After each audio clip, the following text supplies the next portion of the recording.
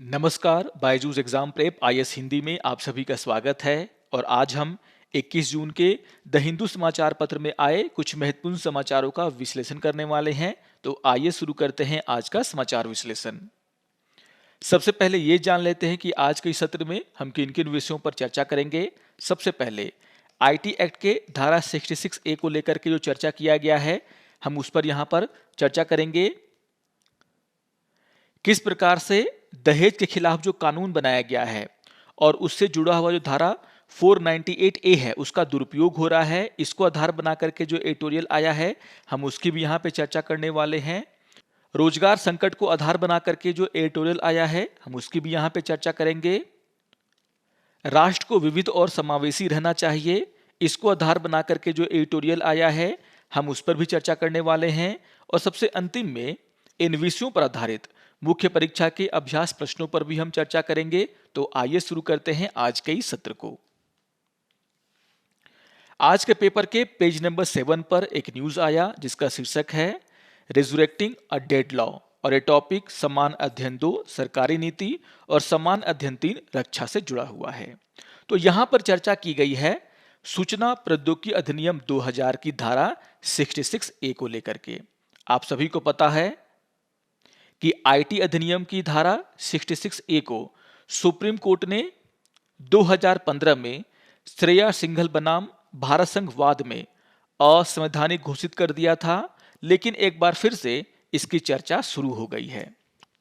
तो यहां पर आपको ध्यान में रखना है कि पूरे विश्व में इस बात पर चर्चा चल रही है कि किस तरीके से साइबर अपराध से निपटा जाए, और इसको लेकर के संयुक्त राष्ट्र में यह चर्चा चल रही है कि क्या हम किसी अंतर्राष्ट्रीय संधि के तहत साइबर क्राइम से निपट सकते हैं।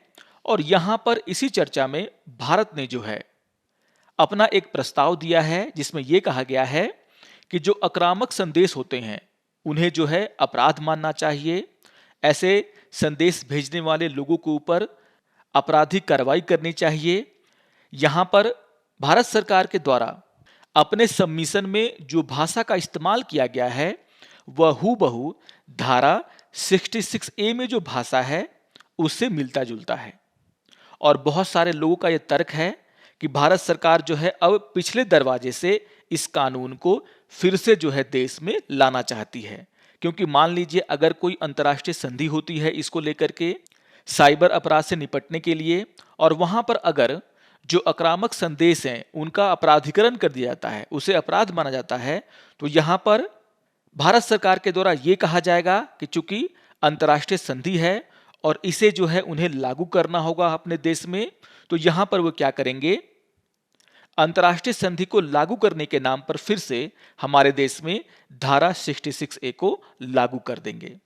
तो यहां पर जो है इस बात को लेकर के चर्चा किया गया है कि क्या सरकार जो है अंतर्राष्ट्रीय संधि का बहाना बना करके फिर से धारा 66 ए को भारत में लागू कर सकती है।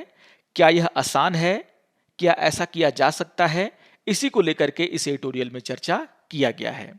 यहां पर आपको ध्यान में रखना है कि अगर हम आईटी अधिनियम की धारा 66 ए की बात करें तो 2008 में सरकार के द्वारा जो है आईटी अधिनियम 2000 में एक संशोधन किया गया था, और संशोधन करके जो है इस धारा को जोड़ा गया। यहां पर यह कहा गया है कि पुलिस जो है अगर उसे लगता है कि कोई जो ऑनलाइन पोस्ट है यानी कि जो मैसेज है वह आक्रामक है या फिर खतरनाक है, तो इन पोस्ट को करने वाले व्यक्तियों को पुलिस के द्वारा गिरफ्तार किया जा सकता है, उनसे पूछताछ की जा सकती है। और इसी में यह कहा गया है कि अगर किसी व्यक्ति के द्वारा अपने कंप्यूटर का उपयोग करके, मोबाइल का उपयोग करके, टैबलेट का उपयोग करके कोई ऐसा संदेश भेजा जाता है जो कि पुलिस के नजरों में आक्रामक या खतरनाक है, तो यहां पर ऐसा करने वाले व्यक्ति को गिरफ्तार किया जा सकता है, उस पर केस चलाया जा सकता है, और दोषी सिद्ध होने पर उस व्यक्ति को जो है अधिकतम 3 साल की जेल की सजा हो सकती है विथ फाइन। हालांकि सुप्रीम कोर्ट के द्वारा 2015 में श्रेया सिंघल बनाम भारत संघ के मामले में धारा 66 ए को अनुच्छेद 19(1) ए का उल्लंघन करने के लिए असंवैधानिक घोषित कर दिया गया था। आप सभी को ध्यान में रखना है कि अनुच्छेद 19(1)(a) में ये कहा गया है कि लोगों को जो है अभिव्यक्ति का अधिकार है, बोलने का अधिकार है। जबकि अगर हम अनुच्छेद 19(2) की बात करें तो इसमें यह कहा गया है कि राज्य जो है यानी कि जो सरकारें हैं वे जो है अभिव्यक्ति के अधिकार पर जो है उचित प्रतिबंध लगा सकती हैं। लेकिन यहां पर कोर्ट ने यह माना कि एक तो जो धारा 66(a) है वह जो है जो बोलने की आजादी है, जो अभिव्यक्ति की आजादी है उसका उल्लंघन करता है। साथ ही सुप्रीम कोर्ट ने यह भी माना कि जो अधिकार दिया गया है कि अगर सरकार चाहे तो ये जो अधिकार हैं उन पर उचित प्रतिबंध लगा सकती है, रीजनेबल रिस्ट्रिक्शन लगा सकती है। तो यहां पर कोर्ट ने माना कि यह जो प्रतिबंध है वो रीजनेबल नहीं है, उचित नहीं है, और इस कारण से सुप्रीम कोर्ट ने क्या किया, इसको असंवैधानिक करार दे दिया। अब यहां पर बात यह उठता है कि क्या अंतर्राष्ट्रीय संधियां जो होती हैं वे किसी भी देश के लिए बाध्यकारी होती हैं, उससे जुड़ा हुआ कानून उस देश को बनाना ही पड़ता है। तो आपको ध्यान में रखना है कि विशाखा बनाम राजस्थान राज्य का मामला हो या फिर राष्ट्रीय कानूनी सेवा प्राधिकरण बनाम भारत संघ का मामला हो जो 2014 में हुआ था, केएस पुट्टुस्वामी बनाम भारत संघ का मामला हो जो कि 2018 में हुआ था, इन सभी मामलों में जो सुप्रीम कोर्ट है उसने ये माना कि जो अंतर्राष्ट्रीय कानून हैं उन्हें जो है घरेलू कानून के साथ समावेशी होना चाहिए। मतलब अंतर्राष्ट्रीय कानूनों को हम क्या करेंगे, अपने घरेलू कानून के तहत जो है क्या करेंगे, अपने देश में लागू करेंगे। अगर हम आसान भाषा में समझे तो यहां पर जो यह सिद्धांत है वो ये कहता है कि हम जो है अंतर्राष्ट्रीय कानूनों का सम्मान करेंगे, उसे अपने देश में लागू करेंगे, लेकिन जब हम अंतर्राष्ट्रीय कानूनों को अपने देश में लागू करेंगे तो हम ये भी देखेंगे कि हमारे जो घरेलू कानून हैं वे क्या कहते हैं, हमारा संविधान क्या कहता है, और अगर जो अंतर्राष्ट्रीय नियम हैं वे हमारे घरेलू कानून और संविधान के साथ असंगत पाए जाते हैं तो हमें जो है कोई जरूरी नहीं है कि उसे अपने देश में लागू किया जाए। तो यहां पर आपको ध्यान में रखना है कि अगर यह आशंका जताई जाती है कि इसको लेकर के कोई अंतर्राष्ट्रीय संधि होता है तो यहां पर भारत सरकार को उसे लागू करना ही होगा, यह कोई जरूरी नहीं है। मान लीजिए अगर सुप्रीम कोर्ट के द्वारा धारा 66(a) को असंवैधानिक करार दे दिया गया है तो यहां पर अगर सरकार यह कोशिश भी करता है कि वह जो है अंतर्राष्ट्रीय कानूनों को देश में लागू करने के नाम पर इसे फिर से हमारे देश पर थोपे तो यहां पर सुप्रीम कोर्ट इसको भी खारिज कर सकता है। यहां पर आपको ध्यान में रखना है कि जो हमारे संविधान का अनुच्छेद 253 है उसमें यह कहा गया है कि संसद के पास यह अधिकार होगा कि वह किसी भी अंतर्राष्ट्रीय समझौते, संधि या सम्मेलन में लिए गए फैसले को लागू करने के लिए भारत के पूरे क्षेत्र या किसी भी हिस्से के लिए कोई कानून बना सकता है। तो यहां पर हो सकता है कि भारत सरकार इस अनुच्छेद का प्रयोग करते हुए अगर ऐसा कोई समझौता हो जाता है तो उसके तहत फिर से धारा 66(a) को जो है लाने का प्रयास करे। लेकिन यहां पर लेखक का यह साफ साफ कहना है कि चूंकि यह जो निर्णय है उसको निरस्त करने का जो निर्णय है वह सुप्रीम कोर्ट के द्वारा लिया गया है और इसीलिए जब तक सुप्रीम कोर्ट किसी बड़े बेंच के द्वारा अपने फैसले को पलट नहीं देता तब तक जो है धारा 66(a) को दोबारा से भारत में लागू करना इतना आसान नहीं होगा।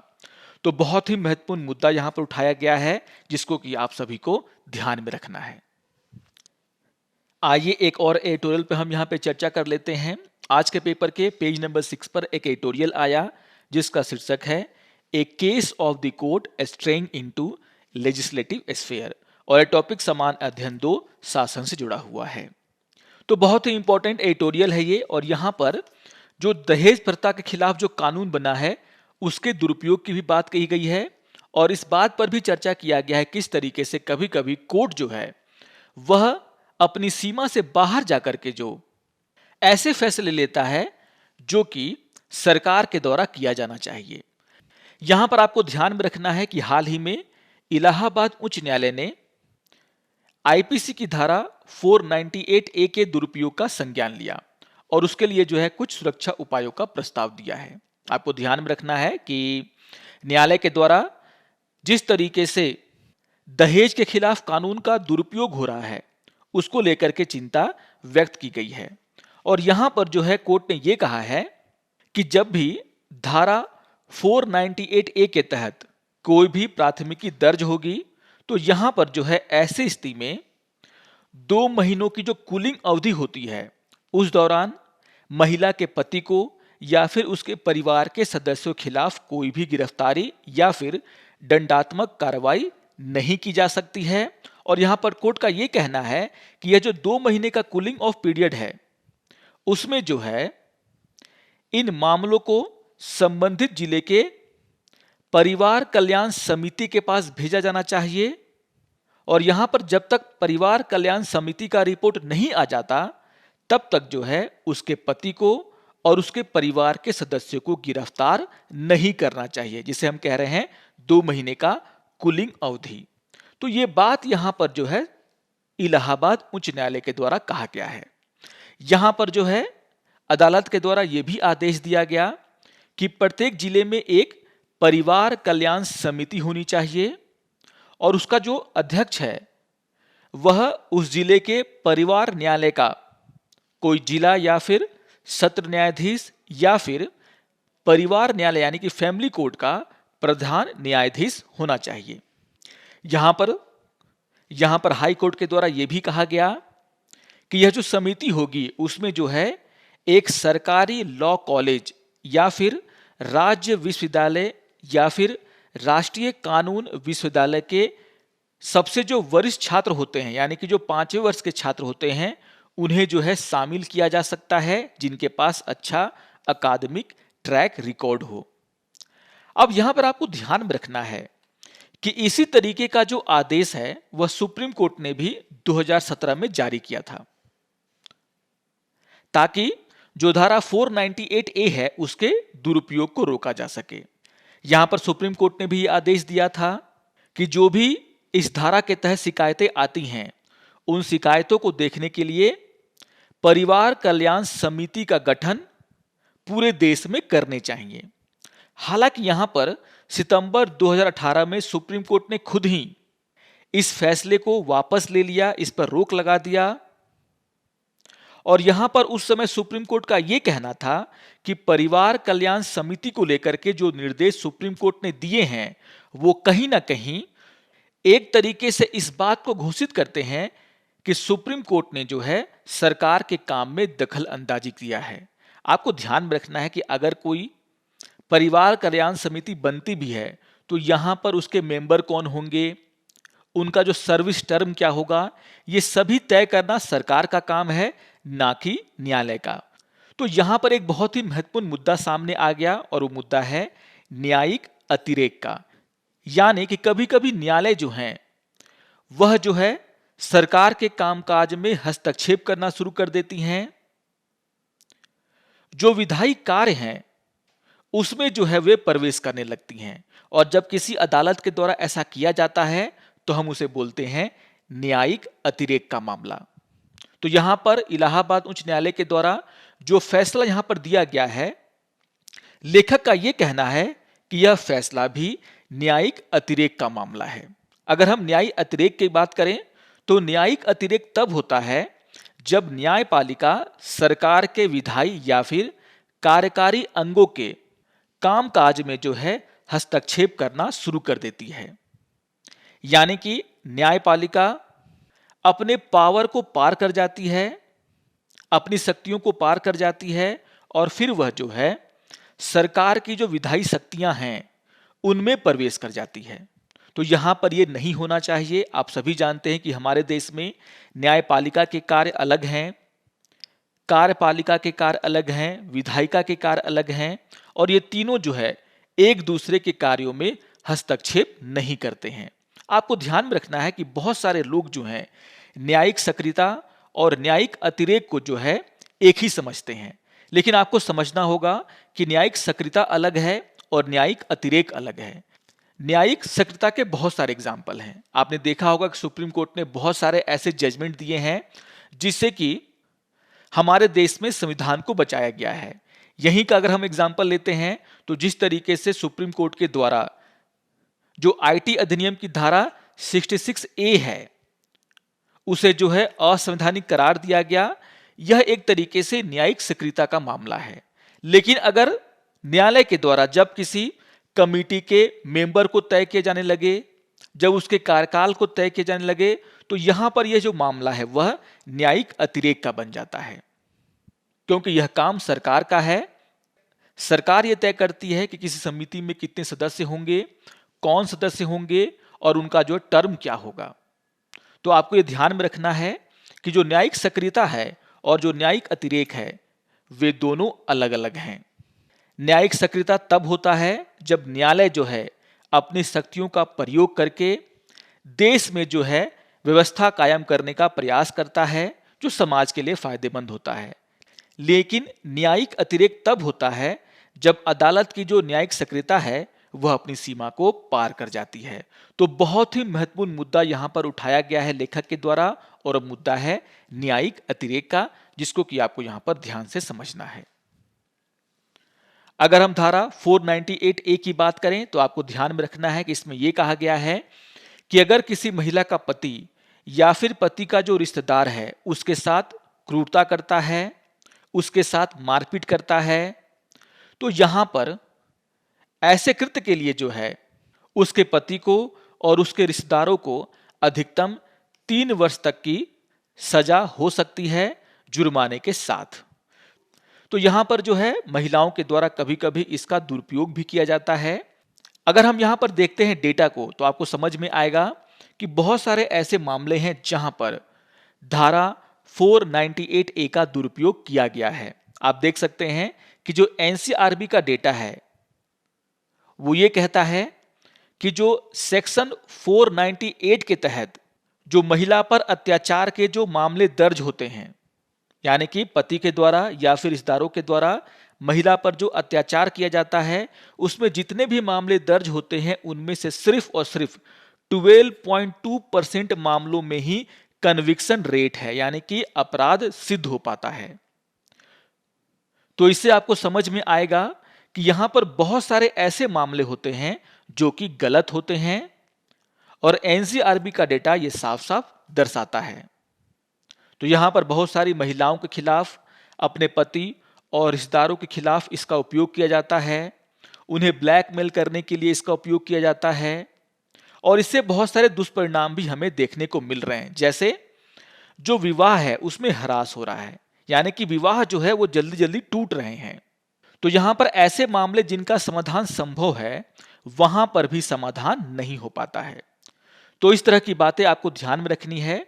इसी न्यूज में जो है, इसी एडिटोरियल में लेखक के द्वारा यह भी कहा गया है कि इसके दुरुपयोग को रोकने के लिए जो है बहुत सारे कदम उठाए जा सकते हैं।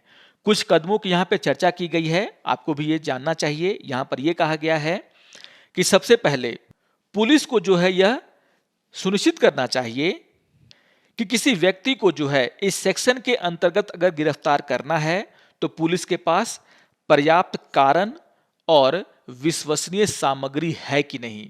बस आरोप लगा देने भर से महिला के पति को या फिर उसके रिश्तेदारों को गिरफ्तार कर लेना, यह जो है गलत है। इसके अलावा यहां पर यह भी कहा गया है कि जो जांच अधिकारी हैं उन्हें जो हमें अच्छे तरीके से प्रशिक्षण देना चाहिए, और ऐसे अधिकारी जो इस शक्ति का दुरुपयोग करते हैं उनके ऊपर जो है विभागीय दंड की भी प्रावधान यहां पर करना चाहिए। और यहां पर यह भी कहा गया है कि सरकार जो है वह विचार विमर्श करके जो गिरफ्तारियां होती हैं उनको जो है जमानती बना सकती है। अभी तक आपको ध्यान में रखना है कि अगर इस धारा के तहत आपकी गिरफ्तारी हुई है तो वह गैर जमानती होती है। तो यहां पर सरकार को यह करना चाहिए कि सभी वर्गों से बातचीत करके उसके बाद जो 498A के तहत गिरफ्तारियां होती हैं उसे जो है जमानती बना दिया जाना चाहिए। तो इस तरह की बातें यहां पर कही गई है। लेकिन जो सबसे महत्वपूर्ण मुद्दा यहां पर उठाया गया है कि क्या न्यायालय जो है कभी कभी अपनी शक्तियों के बाहर चले जाते हैं, यानी कि न्यायिक अतिरेक का जो मामला है क्या वह इस आदेश में दिख रहा है या नहीं दिख रहा है, इसको लेकर के जो यहां पर चर्चा हुई है वो बहुत ही जरूरी है आपके लिए। तो जरूर इसको ध्यान से पढ़ेंगे, बहुत ही इंपॉर्टेंट है एग्जाम पॉइंट ऑफ व्यू से। आइए एक और एडिटोरियल की हम यहाँ पे चर्चा कर लेते हैं। आज के पेपर के पेज नंबर 7 पर एक एडिटोरियल आया जिसका शीर्षक है at the centre of job creation, और ये टॉपिक समान अध्ययन 3 आर्थिक विकास से जुड़ा हुआ है। तो यहाँ पर लेखक के द्वारा इस बात को समझाने का प्रयास किया गया है कि जब हमारे देश में बेरोजगारी बहुत ही ज्यादा है, तो ऐसे समय में जो है, जो हमारी सरकारें हैं उनको जो है नौकरी देने के मामले में जो है आगे आकर के काम करने की आवश्यकता है। आपको ध्यान में रखना है कि अभी अभी केंद्र सरकार ने यह घोषणा किया है कि वह अगले 18 महीनों में जो है 10 लाख नौकरियां देंगे। इसी तरीके से अगर राज्य सरकारें या फिर और भी जो वैकेंसीज हैं गवर्नमेंट जॉब्स में, अगर हम उन्हें भरने का प्रयास करते हैं तो काफी हद तक हमारे देश के जो युवा हैं उन्हें जो है रोजगार मिल सकता है। तो इस बात को यहां पर समझाने का प्रयास किया गया है कि जो सरकारों का एक रोल है जॉब देने में, उसे सरकारों को समझना चाहिए। और अभी के इस टाइम में जो है जितने भी सरकारी पोस्ट खाली हैं उन्हें भरने का सरकार को प्रयास करना चाहिए। आप सभी जानते हैं कि सरकार के द्वारा जो है 10 लाख नौकरियां देने का जो है यहां पर बात कही गई है, लेकिन यहां पर यह बात भी सामने आया है कि जो उनमें से 85% नौकरियां हैं वे जो हैं, जो मौजूदा रिक्तियां हैं वे हैं। यानी कि यहां पर 8 लाख से ज्यादा नौकरियां ऐसी हैं जो कि भारत सरकार के अलग अलग विभागों में जो रिक्तियां हैं उनसे जुड़ी हुई हैं। यानी कि यहां पर भारत सरकार का यह कहना कि वह 10 लाख नई नौकरियां देंगे, यह जो है गलत है कहीं ना कहीं। तो जो खाली पड़े पद हैं उन्हें जो यहां पर भरने का काम किया जा रहा है, ये नई नौकरियां नहीं हैं, ये ऐसी नौकरियां हैं जिसे कि सरकार ने पिछले वर्षों में फिल नहीं किया। तो क्या यह नौकरियां नई नौकरियां हैं या फिर बस जो है जो पहले से पोस्ट हैं उनको भरने का यहां पर सरकार काम करेगी, इसको लेकर के यहां पे चर्चा किया गया है। यहां पर इस बात को भी दर्शाया गया है कि भारत सरकार के जो सार्वजनिक क्षेत्र के उद्यम हैं उनमें अगर देखा जाए तो हाल के वर्षों में नौकरियां कम हो रही हैं। यहां पर डेटा दिया गया और कहा गया है कि 2017-18 में जो सरकारी उद्यम हैं उनमें जो नौकरियों की संख्या थी वह 10.84 लाख थी, जो कि घट करके 2018-19 में 10.71 लाख हो गई और 19-20 में यह घट करके 9.22 लाख हो गई हैं। तो लगातार जो है सरकारी नौकरियां घट रही हैं, इसको लेकर के यहां पे चर्चा किया गया है। और यहां पर जो विशेषज्ञ हैं वे बार बार कहते हैं कि हमारी जो अर्थव्यवस्था है वह पर्याप्त रोजगार पैदा नहीं कर पा रही है। यहां पर इस बात को ही उठाने का प्रयास किया गया है कि हमारे देश में जो बेरोजगारी है वह जो है शिक्षित युवाओं में ज्यादा देखने को मिल रही है, क्योंकि ये युवा औपचारिक क्षेत्र में जो है नौकरियां ढूंढ रहे हैं, फॉर्मल जॉब ढूंढ रहे हैं। जबकि हमारे देश में अगर देखा जाए तो 90% से अधिक जो श्रम शक्ति है वह अनौपचारिक अर्थव्यवस्था में लगी हुई है, जिसमें जो है अर्धकुशल, कुशल और गरीब लोग जो है ज्यादा काम करते हैं। और यही वह क्षेत्र है जो हमारे देश का जो आर्थिक उत्पादन है उसका आधा हिस्सा जो है उत्पादित करता है। तो यहां पर यह कहा गया है कि जो शिक्षित युवा हैं वो ज्यादा बेरोजगार हैं यहां पर, क्योंकि वे जो है इनफॉर्मल नहीं बल्कि फॉर्मल सेक्टर में जॉब ढूंढने का प्रयास कर रहे हैं, जो कि भारत में काफी कम है। यहां पर यह भी कहा गया है कि भारत सरकार को जो है ऐसे उद्योगों पर ध्यान देना चाहिए जहां पर जो है श्रम बल की यानी कि कार्य बल की जो है ज्यादा आवश्यकता पड़ती है। यहां पर यह एक डेटा देकर के इसको समझाने का प्रयास किया गया है। यहां पर कहा गया है कि अडानी समूह के द्वारा जो है उत्तर प्रदेश में 70,000 करोड़ का जो है निवेश किया गया, जिससे कि लगभग 30,000 नौकरियों का सृजन हुआ। जबकि हमारे देश में जो प्रत्यक्ष विदेशी निवेश आते हैं वो इससे काफी बड़े होते हैं, लेकिन ये सारे के सारे जो निवेश हैं वह सर्विस सेक्टर में होते हैं, मैन्युफैक्चरिंग सेक्टर में नहीं होते हैं, जिसके कारण जो रोजगार है वह पैदा नहीं हो पा रहा है। आपको ध्यान में रखना है कि भारत में हर साल लगभग 12 मिलियन लोग रोजगार के उम्र तक पहुंच जाते हैं, यानी कि कामकाजी जो आबादी है उसमें हम लोग हर साल 12 मिलियन लोगों को ऐड कर रहे हैं। लेकिन जो हमारी अर्थव्यवस्था की क्षमता है वह इससे काफी कम है, जिसको लेकर के यहाँ पे चर्चा किया गया है। तो रोजगार को लेकर के हमने काफी चर्चा किया है, पिछले दिनों काफी सारे डेटा आए हैं, लेकिन यहाँ पर इस बात को समझाने का प्रयास किया गया है कि भले ही प्राइवेट सेक्टर हमारे देश में जॉब दे रहा हो, उसके ऊपर जिम्मेदारी भी है जॉब देने की, लेकिन यहाँ पर जो सरकार का अपना रोल है उसे भी सरकार को जो है निभाना चाहिए। ऐसे स्थिति में सरकार को कम से कम जो रिक्तियां हैं उन्हें भरने का प्रयास करना चाहिए। मनरेगा जैसी योजनाओं को और विस्तारित करना चाहिए ताकि लोगों को काम मिल सके। तो बहुत ही इंपॉर्टेंट एडिटोरियल है ये, जिसको आपको ध्यान से पढ़ लेना है। एक और एडिटोरियल यहां पर आया है जिसे कि हामिद अंसारी जी के द्वारा लिखा गया है, जिसका शीर्षक है the choice is narrowing the circle और वाइडनिंग इट, और ये टॉपिक समान अध्ययन 2 से जुड़ा हुआ है। तो यहां पर हमारे देश में जो हालात हैं, जिस तरीके से धर्म के नाम पर, जाति के नाम पर हिंसा हो रही है, उसको लेकर के यहां पर चर्चा किया गया है और कहा गया है कि भारत जो है वो हमेशा से विविधता से भरा हुआ देश रहा है, और अगर हमें आगे बढ़ना है और अपने देश को बचाए रखना है तो भारत को जो है इस विविधता का सम्मान करना चाहिए।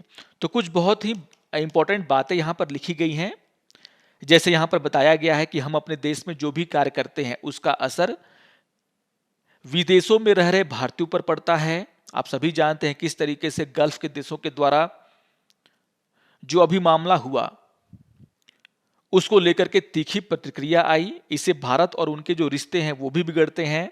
तो यह हमारी जिम्मेदारी है कि हम ऐसा कोई काम नहीं करें जिससे कि विदेशों में जो भारतीय रह रहे हैं उनको जो है नुकसान उठाना पड़े, या फिर हमारा जो रिलेशन है फॉरेन कंट्रियों के साथ वह खराब हो जाए। तो इसको भी आप लोग जरूर पढ़िएगा। यहां पर जो है कुछ महत्वपूर्ण बातें हामिद अंसारी के द्वारा लिखी गई हैं। आइए अब इन विषयों पर आधारित मुख्य परीक्षा के अभ्यास प्रश्नों पर चर्चा कर लेते हैं। यहां पर क्वेश्चन नंबर 1 है, श्रेया सिंघल मामले में सर्वोच्च न्यायालय के फैसले पर जोर देते हुए आईटी अधिनियम की धारा 66A के विवाद का आलोचनात्मक मूल्यांकन करें। तो बहुत ही महत्वपूर्ण क्वेश्चन है ये, इसको जरूर लिखने का प्रयास करें कि आखिर क्यों सुप्रीम कोर्ट ने आईटी अधिनियम की धारा 66A को असंवैधानिक करार दिया।